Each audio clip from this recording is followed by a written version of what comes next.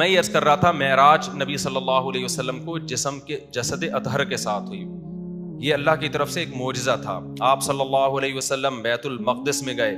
معراج میں کیا کیا حکمتیں تھیں؟ سب سے بڑی حکمت یہ تھی کہ اللہ نے محمد صلی اللہ علیہ وسلم کو سب سے آخر میں بھیجا لیکن بنایا سب سے افضل. تو پریکٹیکلی کچھ ایسے کام کروانے تھے تاکہ آپ کی پریکٹیکلی فضیلت، عملی دنیا میں آپ کی فضیلت تمام پیغمبروں پر ثابت ہو جائے. تو سب سے پہلا اللہ نے اپنے قریب بہت کیا، 7ویں آسمان پہ لے گئے تاکہ رسول اللہ صلی اللہ علیہ وسلم کا اللہ کے ساتھ قرب زیادہ ہو جائے. نمبر 2، نبی صلی اللہ علیہ وسلم کو یہ فضیلت کہ آپ نے مسجد حرام میں نماز پڑھائی، آپ کو یہ فضیلت مسجد نبوی میں نماز پڑھائی. یہ دونوں بڑی عظیم مسجدیں ہیں. لیکن ایک اور اسلام میں بہت عظیم مسجد ہے جہاں ہزاروں پیغمبر آئے، وہاں بہت سارے پیغمبروں کا قبلہ تھا وہ مسجد، جہاں موسیٰ علیہ السلام آئے، جہاں عیسیٰ علیہ السلام آئے، ابراہیم علیہ السلام بھی گئے وہاں پہ، سلیمان علیہ السلام، داؤد علیہ السلام. تو یہ سارے پیغمبر تو اصل میں یہودیوں اور عیسائیوں کے نہیں ہیں، اصل میں یہ کس کے ہیں؟ ہمارے. اصل میں تو ہم ان کی تعلیم پر عمل کرتے ہیں. یہود و نصارہ نے تو ان کا نام استعمال کیا ہے، ان کی تعلیمات پہ عمل نہیں کیا. ایک ٹرین میں نا ایک انگریز تھا، بر صغیر کا واقعہ ہے. تو اس نے ایک مولوی صاحب کو دیکھا، تم نے داڑھی دیکھی کہ تم نے کیسی صورت بنائی ہوئی؟ انہوں نے کہا جیسے ایسی بنائی جیسے تمہارے پیغمبر عیسیٰ علیہ السلام کی تھی. وہ بیچارہ لاجواب ہو گیا کہ یار ہمارے پیغمبر کو فالو کون کرتا ہے؟ فالو تو یہ لوگ کر رہے ہیں. تو قرآن کہتا ہے النبی اولا بالمؤمنین من، وہ قرآن کہتا ہے کہ ان اول الناس بابراہیم للذین اتبعوہ وہذا النبی. ابراہیم کے قریب یہ نبی ہیں اور جو ان نبی کو فالو کر رہے ہیں. یہود و نصارہ دعویٰ کرتے ہیں ہم ابراہیم علیہ السلام کو مانتے ہیں، وہ ہمارے پیغمبر ہیں. قرآن کہہ رہے اصل میں وہ کس کے پیغمبر ہیں؟ مسلمانوں کے. کیونکہ ان کی تعلیمات کو کون فالو کر رہا ہے؟ مسلمان فالو کر رہے ہیں. کیونکہ ابراہیم شرک نہیں کرتے تھے، وہ کسی مخلوق کو اللہ کا بیٹا نہیں کہتے تھے. تو اب چونکہ وہ بیت المقدس بھی بہت عظیم مسجد ہے، نبی نے فرمایا جس نے مسجد حرام میں نماز پڑھی 1,00,000 نمازوں کا ثواب، مسجد اقصی میں نماز پڑھی 50,000 نمازوں کا ثواب، اور مسجد نبوی میں نماز پڑھی 1,000 نمازوں کا ثواب. تو مسجد اقصی کی بڑی فضیلت ہے. وہاں بہت سارے پیغمبر مدفون ہیں، دفن ہے وہاں پہ.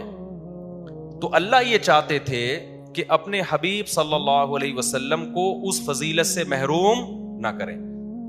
اچھا، اس میں حکمت یہ تھی کہ نبی کی فضیلت میں بھی اضافہ ہو جائے کہ آپ مسجد اقصی میں بھی نماز پڑھیں اور مسجد اقصی کی فضیلت بھی اور زیادہ بڑھ جائے. اب ہم اگر مسجد اقصی جائیں تو ہمارے ذہن میں خلش رہے گی، بھائی یہاں موسیٰ کلیم اللہ آئے، بھائی یہاں یوسف علیہ السلام آئے، بھائی یہاں ابراہیم علیہ السلام آئے، بھائی یہاں پر داؤد علیہ السلام آئے، سلیمان علیہ السلام آئے، اور پتہ نہیں کتنے پیغمبر آئے، عیسیٰ علیہ السلام آئے، لیکن محمد صلی اللہ علیہ وسلم یہاں نہیں آئے. تو اللہ نے مسجد اقصی کی فضیلت کو 4 چاند لگانے کے لیے سید الانبیاء آخری پیغمبر کو بھی مسجد اقصی میں بھیج دیا. آپ وہاں جا کے نماز پڑھیں تاکہ مسجد اقصی کی فضیلت بھی بڑھ جائے. علماء جب وہ لوکیشن بتاتے ہیں یہاں نبی آئے تھے، یہاں آپ نے امامت کی. ایک بات. دوسری حکمت کیا تھی؟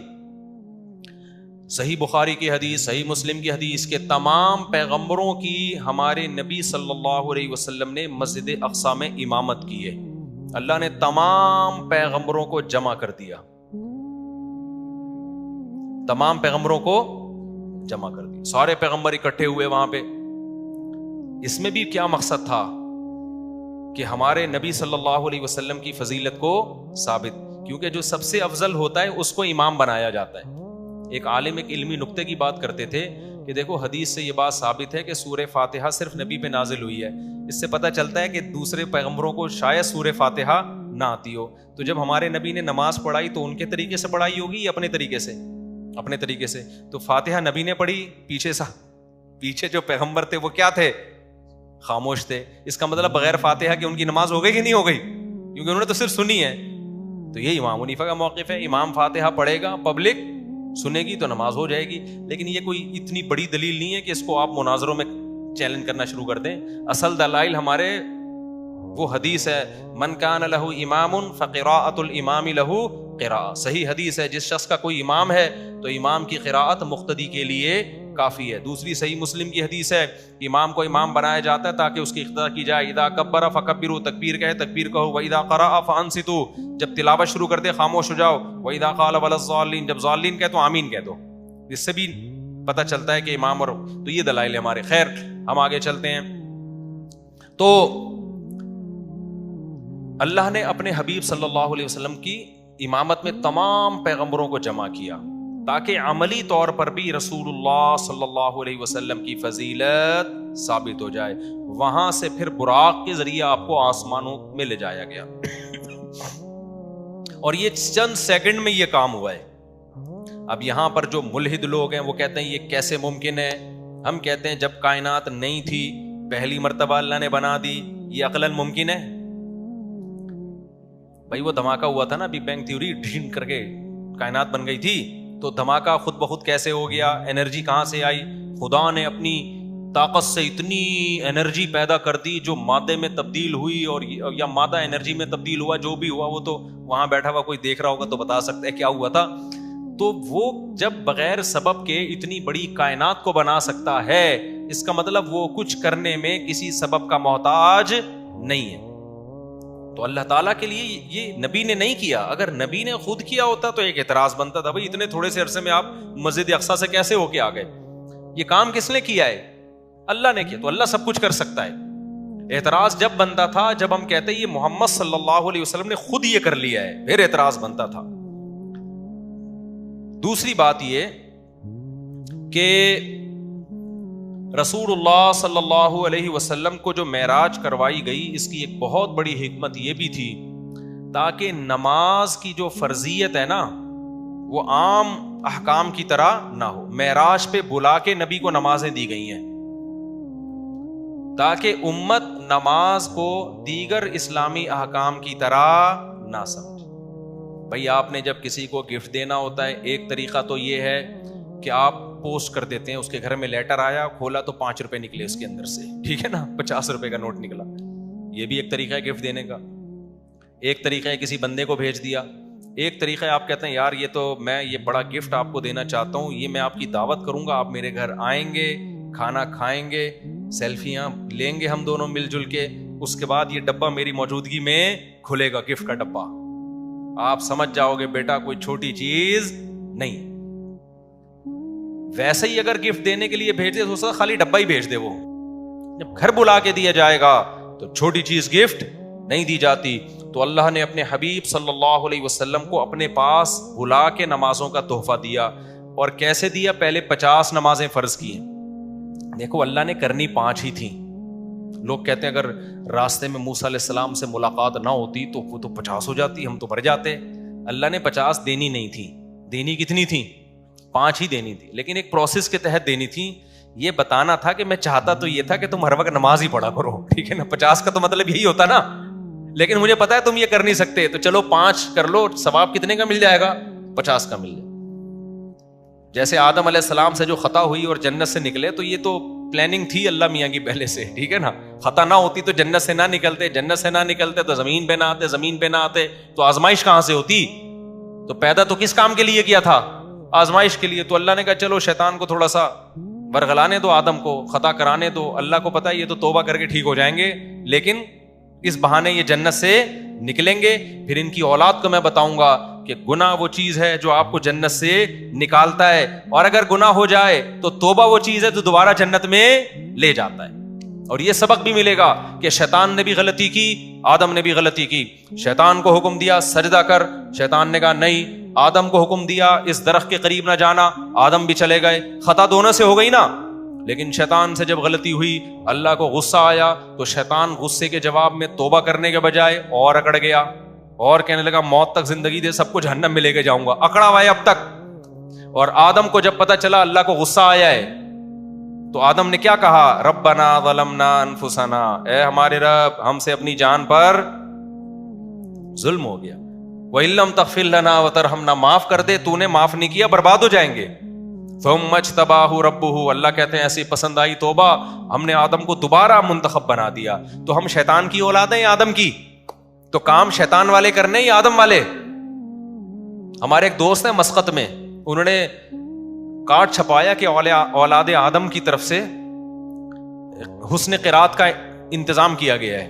ان کے دادا آدم نام ہے ان کے دادا کا, تو ان کے دادا کی اولادوں نے کوئی حسن قرات کی محفل کا انتظام کیا نا, تو کارڈ آیا اولاد آدم کی طرف سے.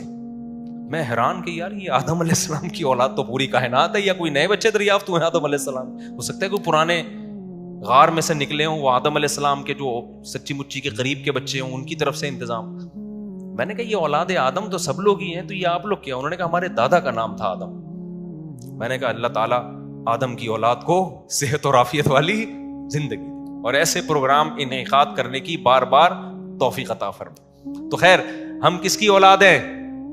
آدم کی, شیطان کی نہیں ہے. تو کس کے طریقے پہ ہم نے چلنا ہے؟ آدم کے. غلطی سے بچنا ہے, ہو جائے تو کیا کرنا ہے؟ گڑ گڑانا ہے اللہ کے ساتھ, اے اللہ معاف کر دے, اے اللہ معاف کر دے, اے اللہ معاف کر دے. تو اللہ کہتے ہیں 100 بار گناہ کر کے 100 بار بھی توبہ کی تو معاف, توبہ میں تاخیر ہو سکتی ہے, اللہ کی طرف سے معافی میں تاخیر نہیں ہوگی. تو یہ بھی حکمت تھی. خیر, تو اسی طرح جو رسول اللہ صلی اللہ علیہ وسلم جب معراج پہ گئے نا, تو اللہ نے جو 50 فرض کی تھی, اللہ کو پتا تھا یہ نہیں پڑھیں گے 50 نمازیں. نماز شادیاں کس وقت کریں گے پھر یہ اگر 50 نمازیں پڑھیں گے؟ 4 شادیاں بھی تو کروانی ہے نا, بچے بھی پلوانے ہیں ان سے, تو ہر وقت باوضو رہیں گے یہ, تو پھر کیا خیال ہے؟ ٹھیک ہے, ان کا تو وضو ہی نہیں ٹوٹے گا کبھی. تو اللہ میاں نے موسیٰ علیہ السلام کے دل میں ڈالا کہ یہ 50 نمازیں لے کر آ رہے ہیں نبی صلی اللہ علیہ وسلم, لیکن حضرت موسیٰ کے دل میں اللہ نے ڈال دیا کہ کیا کرنا؟ اعتراض کرنا. حضرت موسیٰ سے ملاقات ہوئی, کیا دیا گیا؟ آپ نے فرمایا کہ 50 دی گئی ہیں. حضرت موسیٰ نے کہا میری امت پر تو اس سے کم نمازیں فرض ہوئی تھی, وہ پوری نہیں کر سکے, آپ کی امت کیسے کرے گی؟ ہوتے ہوتے کم کرتے کرتے کتنی ہو گئی؟ 5 نمازیں. تو حضرت موسیٰ علیہ السلام سے اللہ کرے ہم سب کی ملاقات ہو جنت میں, ہم سب ان کو مبارکباد دیں گے, حضرت آپ کا بہت بہت شکریہ. کیا خیال؟ تو لیکن حضرت موسیٰ سے ایک دفعہ بات کر کے نہ ہٹ جانا, کیونکہ بہت زیادہ جلالی پیغمبر ہیں. میں نے بتایا تھا نا, موت کا فرشتہ آیا انسانی شکل میں. حضرت موسیٰ نے پوچھا کیسے آنا ہوا؟ اس نے کہا آپ کی روح قبض کرنے. حدیث میں آتا ہے ایک کھینچ کے تھپڑ لگایا, اس کی آنکھ نکل کے گر گئی باہر. ٹھیک ہے, جلال بہت تھا. اپنے بھائی ہارون کی داڑھی پکڑ کے کھینچا تھا نا کہ یہ قوم کیا کر رہی ہے. تو خیر, تو یہ معراج میں بہت ساری حکمتیں تھیں, بہت سارے. پھر رسول اللہ صلی اللہ علیہ وسلم کے اس معجزے کو اللہ نے ثابت بھی کیا. مشرکین نے پوچھا کہ آپ کیسے دعویٰ کرتے ہیں, اگر آپ گئے ہیں تو بتائیں مسجد اقصیٰ کیسی ہے. آپ صلی اللہ علیہ وسلم نے فرمایا کہ مجھے پورے طور پہ, کیونکہ ایک دفعہ جب کوئی شخص ہو کے آتا ہے تو اسے پورا تھوڑی یاد ہوتا ہے کہ کون سا ستون کدھر ہے اور کون سی جگہ کدھر ہے. لیکن مشرکین نے پروپیگنڈا کرنا شروع کر دیا. تو اللہ تعالیٰ نے اپنے حبیب صلی اللہ علیہ وسلم کے سامنے پورا نقشہ کر دیا بیت المقدس کا, اور آپ نے پوری ایک ایک چیز اس کی بتائی. پھر آپ نے ان قافلوں کا بھی بتایا جو راستے میں آ رہے ہیں. وہ قافلے جب پہنچے تو بالکل اس طریقے سے بتایا جس طریقے سے وہ قافلے سفر کر کے آئے ہیں. تو یہ اللہ تعالیٰ نے ایک معجزہ دکھایا, اور اس میں حکمتیں کیا تھیں؟ یہ ثابت کرنا کہ یہ پیغمبر تمام پیغمبروں سے افضل ہے, یہ ثابت کرنا.